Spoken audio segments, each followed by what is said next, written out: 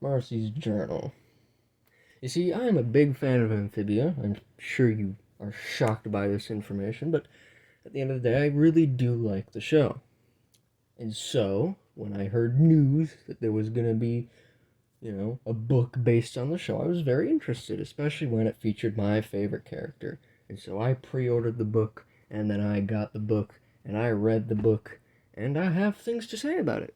But the thing I should first say is I feel like I shouldn't have to say this, but there's already one of you writing a comment. So, if you like the book and you think it's a 10 out of 10 and you have zero problems with it, that's totally fine. I don't care. And I don't care about the stupid comment that you write that tells me that I'm too dumb to realize how amazing and 10 out of 10 the book is. Okay? So stop writing it and go make your own review on the book. Okay? Now, I think for this review, it's best to split it into two halves because the two halves are essentially very different from each other, in my opinion.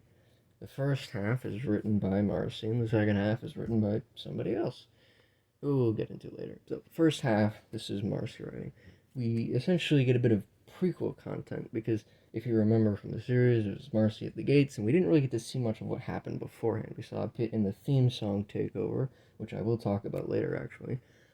But at the end of the day, we don't really know much about how Marcy got to where she got to, and this book is kind of the bridge between there. Now, personally, I think it starts off with her falling down the stairs, as you see in the theme song, then she recovers, and then she joins the Night Guard. And it is nice to see that that's what her outfit is in the show. It's a Night Guard uniform. I think it's a fun little detail. However, there is a problem. Remember how I said we're going to talk about the theme song takeover? Well, that's now. Because you see in the theme song takeover, we can see this scene. And in this scene, you might notice that there's this stupid frog in the background. Or a newt, or I don't know. I don't care. Anyways, he's a sort of designer. And you see Marcy's journal actually mentions this. It mentions this newt. And it mentions getting the outfit, and that's what tailored it. But there is a problem, and it's the crossbow. The crossbow is sort of a staple of Marcy's, gear, I guess would be the word. She uses it constantly throughout the series, and, it's kind of always on her. But there is a problem. In Marcy's journal, it is said that this was a gift from some of her teammates.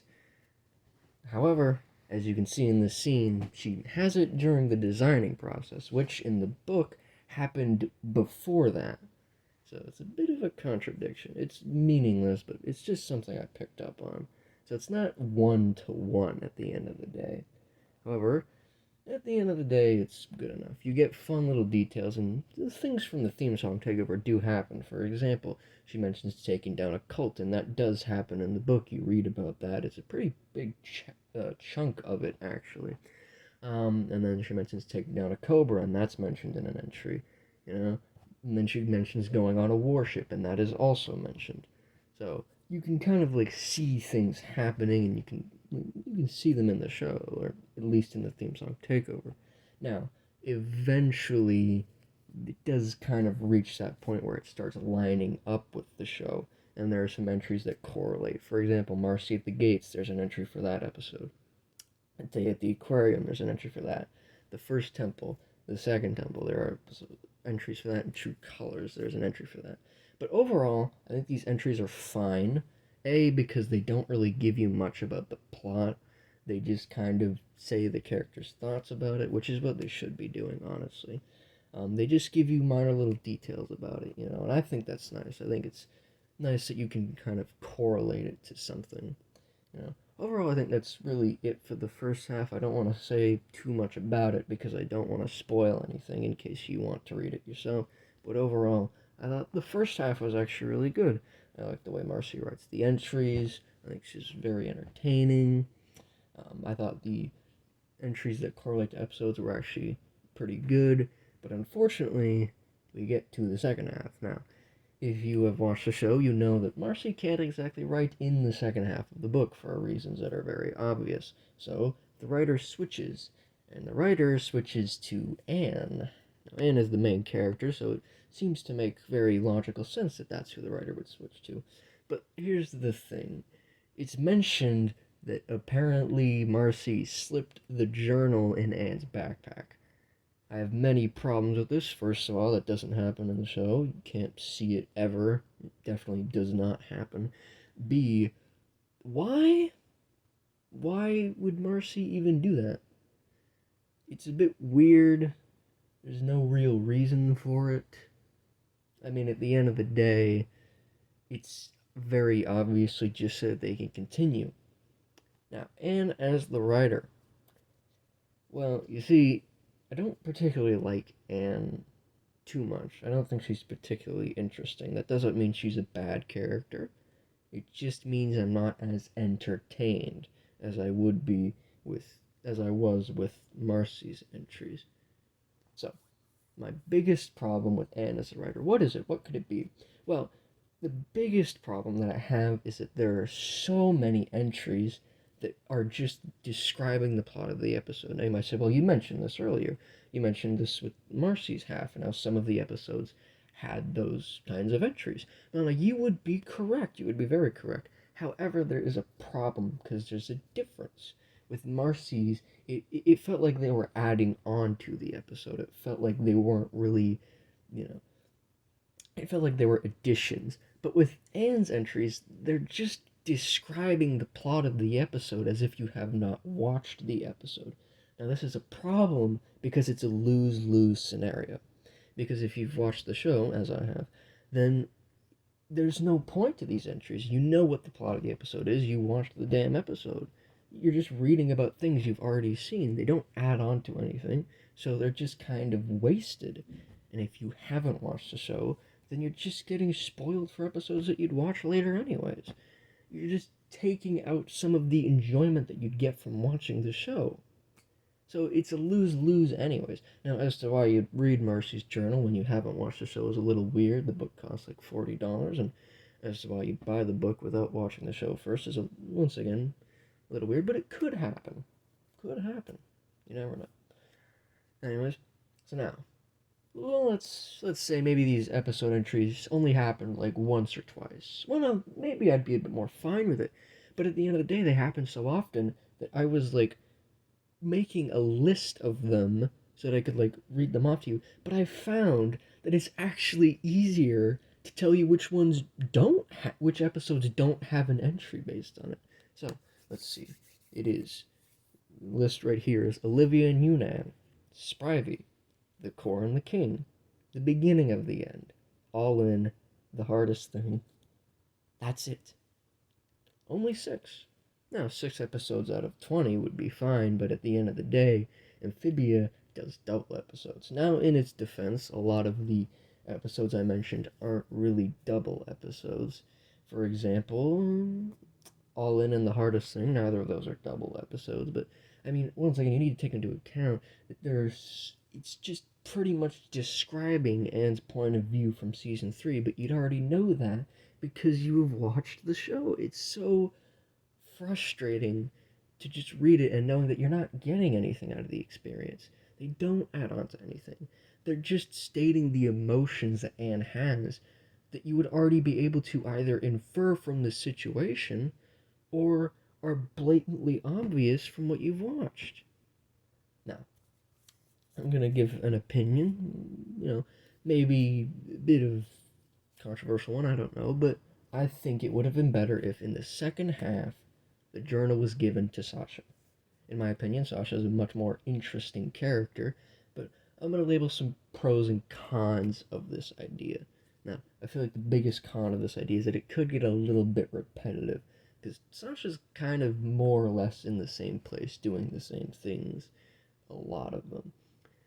Another con is that it doesn't make too much sense for Sasha to have the journal, but in my defense, it also doesn't make sense for Anne to have the journal, so it makes about as much sense, For some pros, you would definitely get less episode entries, not only because it's from Sasha's point of view than Anne's, but because Sasha just doesn't have as many episodes for those kinds of entries. And I think that you could get more character development out of this, because I think they could have gone for the aspect of her getting into this life. Because, sure, she's a natural born leader. You can see that through many times in the series, and you pretty much get blatantly told it in Commander Anne. But there's the development. I mean, she didn't know the people from Wortwood, well, from day one. She would have had to learn about them. She would have had to learn their strengths and their weaknesses, and you could have gone over that. Her learning to adapt to the new people around her, learning about them. You could have learned about their relationship to Anne. Could have gone for something like that, and could have gone for her worry about Marcy's situation and Anne's situation. Not knowing where either of them are. I think it could have gone a lot better if Sasha was the character that was writing in the second half. Personally, I think it would have been much more interesting, and it would have felt a lot less fillery, which is definitely a word I would use to describe the second half from Anne's perspective. I would use it as fillery. Now, my biggest problem, bigger than all of those, is the ending to the journal. Now, the ending to the journal is 10 years later. Marcy finds it and she gives a nice little entry, but at the end of it she says, oh, Terry and Mr. X say, oh, they've got something to show me in the lab, and it's so obviously just so that they can lead into another thing, but I think it ruins the ending that Amphibia had. Now, to be fair, it isn't technically ruined until they actually do something about it, but when it's heavily implied that they're like, oh, maybe we're going to do something, I just don't think it's a good idea. And that's why I don't really like the ending to Marcy's journal. Is even with that small insinuation, I think it just kind of ruins the message. Because the hardest thing had a really great message about change and how it was natural and how you kind of had to go through it and it's inevitable, essentially. But I feel like the ending kind of ruins that, because then they're just going to, oh, well, now they can just go back to Amphibia. They can just go back. Nothing changed. Nothing really changed. It's cool. It's cool. You ruined the ending that you had. It was so good. It was great. I think it's a great lesson to teach. But this little part, it just ruined that. It took what that had, and it just threw it out the window. Now, once again, to be fair, it doesn't technically do any of that until, once again, an actual series or spin-off or whatever is made. But at the end of the day, it just leaves a sour taste, because it's like a sequel where, like, you see an after-credit scene and, like, the villain rises from the ashes, or, like, a new person shows up and they're like, oh, let's get started. It's just very obviously trying to leave the possibility of a sequel when there was not one that was needed, Like, just end the story. It was fine. It was great. It was a great ending. You don't have to do anything. Just leave it as it is. You don't need to do anything else. It was great. It was a great show. Just leave it be. Now, I know I've talked on and on about my problems with the book, but my overall opinion is still positive. I still enjoyed reading the book. I still would probably read it again. I might skip over the second half, but that's whatever. I think there are some really, really good parts of the book too. I think that the True Colors page is really good. The True Colors entry is really good. I think the one for Battle of the Bands, I think, the one for Marcy at the Gates is really good. I think those entries are really good, once again, because they're adding on rather than taking away. And overall, I thought learning more about Marcy's past was a really enjoyable experience. It was something we didn't get to see in the show. We only saw little glimpses of in the theme song takeover. I thought it was good. Overall, once again, really enjoyable. I would give it a 7 out of 10, I want to like it better, but the second half really brings it down a lot, and the ending is really good first half, though. I really liked when Marcy was the one actually writing the entries, hence the name Marcy's Journal. I don't have anything to add. I would just keep repeating points over and over again, so you know my opinion on it now. You didn't ask for it, but I mean, hey, it's nice to have, Alright, you have a great day now.